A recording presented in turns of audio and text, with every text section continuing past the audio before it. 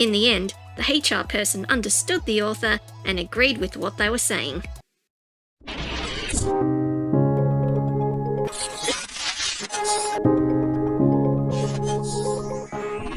I was perusing through LinkedIn, like all professionals do, when I came across a post. They said they were part of an interview panel where they were looking for an experienced developer to join their team.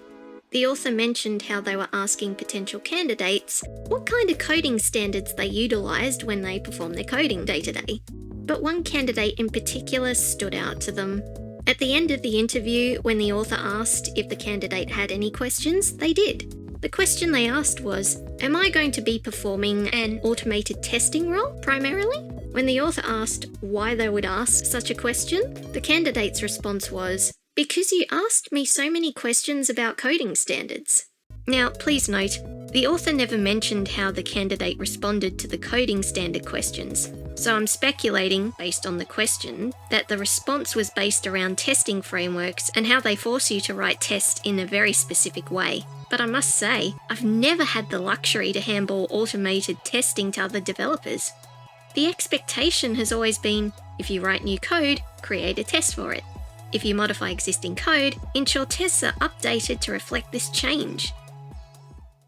But anyway, based on the question asked by the candidate, it implies that this experienced software engineer has never coded with any coding practices in place. This is a problem, but let's come back to that. The author said that was quite a strange question to be asking as an experienced developer, and rightly so in my opinion. Now, because this post piqued my curiosity, I decided to expand the comment section to see if anyone agreed with them. I can't remember if it was the first or the second comment, but I could tell straight away that this person was not technical and was most likely part of HR or recruitment. They told the author to cut the candidate some slack, because these days, as long as the candidate can generate the code, that's good enough, and everything else can be taught. Are you kidding me? This was clearly an interview for an experienced developer. That's what the author mentioned they were after. Companies typically recruit experienced developers when they're facing a looming deadline that needs to be met. Hiring an experienced developer generally results in quicker onboarding and higher quality code. In the case a bug does arise, an experienced developer is more likely to identify and resolve it swiftly compared to a developer with little to no experience. In addition, AI pulls its coding samples from the internet. How could you possibly guarantee the code is sound and optimized for what you need it to do without even knowing how to program properly? I've already created a video stating why I don't believe AI will take over developer jobs, so check that out if you need more reasons as to why relying on AI is not ideal. A significant concern for me is that if we embrace the notion of merely generating code qualifies one to be an experienced developer, it may lead to a situation where senior and lead developers are burdened with significant oversight responsibilities, such as constant babysitting, late-night bug fixes, and addressing urgent issues as deadlines approach. What I mean by babysitting in this context is that these experienced developers may lack the expertise to optimize code efficiently for the systems they are working on. Consequently, seniors and leads may need to step in to guide them in writing code that aligns with established coding standards and how to integrate code into the architectural design of the existing system. So, 2 things to note here. Custom systems tend to have specific requirements that can't be bought off the shelf, and AI may not have encountered a similar, well-written system to base its advice off if you do ask it to generate code. So due diligence is always advised when using AI. The other item to note here is that if seniors and leads are spending time assisting inexperienced developers frequently, they're not performing their own programming tasks. This will significantly impact the system's delivery date as a result.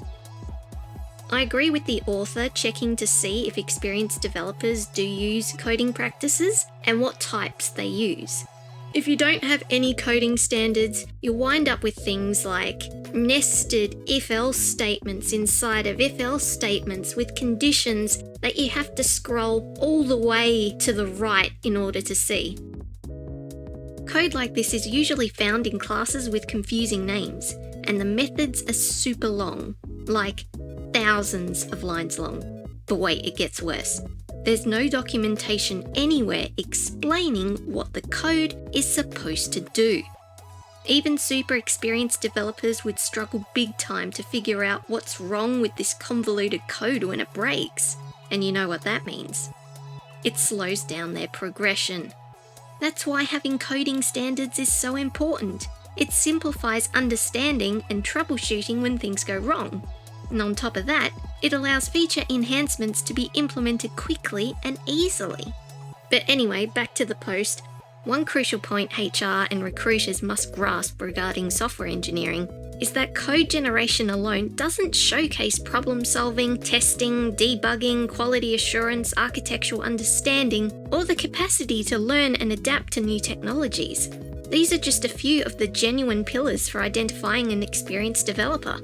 The author, based on the post, aimed to evaluate quality assurance through coding standards, ensuring candidates wouldn't introduce overly complex or non-structural code that they barely understand. Such code could prolong development by requiring additional time for bug fixing or addressing system vulnerabilities, especially if the code is difficult to decipher for other team members. And that is exactly how they responded to this HR person. In the end, the HR person understood the author and agreed with what they were saying. So, thank you all for listening to my little rant. I am very passionate about this because I have been put in that situation where I'm expected to figure out and decode the mistakes of my predecessors who no longer work for the company, and I've also been put in positions where I've had to take on experienced devs who turned out to be junior devs. So that's why I had to rant about it. Thanks for listening! If you're new to this channel, my name is Micro and I'm an experienced software engineer. This channel revolves around software engineering mainly, from my experiences and thoughts all the way to beginner-friendly tutorials on tools or software practices that I think are useful. My dream is to create a community of both new and experienced software developers where we share thoughts and ideas to make programming better for everyone. So if that sounds good to you, feel free to subscribe and let's go on this journey together. Until next time, this is Micro, logging out.